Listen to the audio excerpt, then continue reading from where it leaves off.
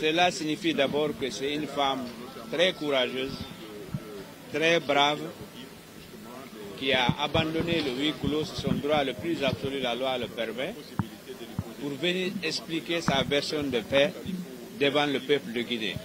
Vous avez suivi que la femme, elle a dit qu'elle peut pardonner mais elle ne peut pas oublier. Tout ce qu'elle a fait, c'est pour la nation et pour les générations futures.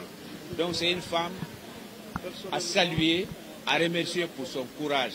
C'est la première femme victime de violences sexuelles et de viols qui a osé parler publiquement et qui a abandonné le huis clos. Vous avez suivi un document qui a été lu par un des avocats de la défense, disant qu'il y a suspicion de violence sexuelle.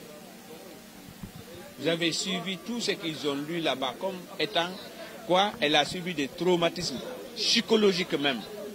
Vous savez, une femme ou une fille victime de viol a d'abord deux souffrances, des blessures, mais elle est aussi atteinte sur le plan psychologique. Mais il faut comprendre nos confrères de la défense. Leur mission, c'est de bonne guerre. C'est de chercher à démontrer qu'il n'y a pas de preuves. Et nous aussi, de notre côté, nous démontrons qu'il y a eu des preuves. Ce que je puis dire à bon droit, nous sommes avec des crimes de masse. Et je persiste et je signe, ce sont des crimes contre l'humanité. Le 28 septembre 2009, les femmes ne pouvaient même pas se rendre à l'hôpital. Les victimes n'osaient même pas aller à Donka parce que on appréhendait, on arrêtait, on kidnappait certaines victimes dans les hôpitaux pour les conduire dans des lieux inconnus.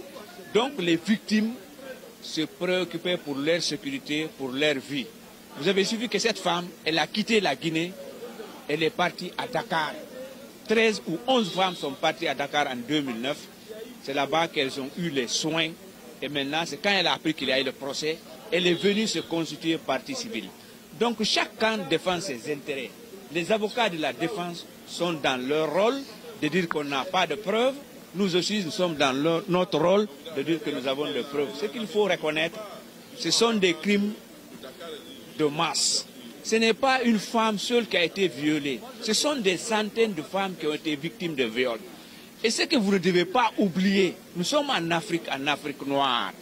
L'affaire de sexe, l'affaire de viol, c'est encore des questions taboues. Ce n'est pas n'importe quelle femme qui ose dire que moi j'ai été victime de viol.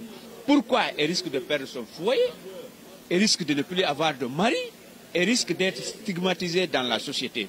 Donc c'est des questions, nous en Afrique et dans nos religions chrétiennes et musulmanes, c'est des questions difficiles à expliquer en public. Mais comme elle a eu le courage d'expliquer en public, c'est une femme à féliciter, à remercier pour son courage.